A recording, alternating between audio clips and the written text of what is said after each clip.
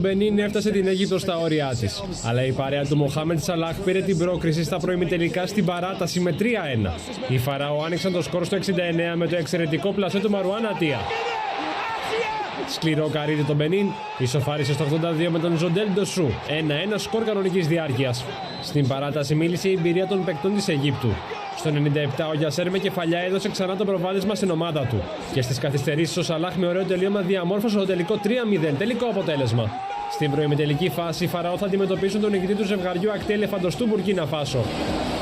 Στην πόλη Φες έριχνε καρεκλοπόδαρα, αλλά αυτό δεν εμπόδισε την Νιγηρία να φτάσει σε μια άνετη νίκη επί της Μοζαμβίκης με 4-0.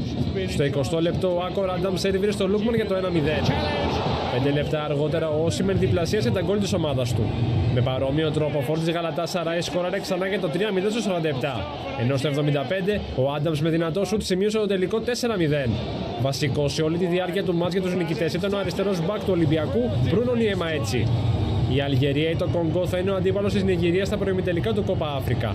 Καμερούν, Μαρόκο και Μάλι Σενεγάλη τα ζευγάρια που έχουν ήδη προκύψει στη φάση των 8 του θεσμού.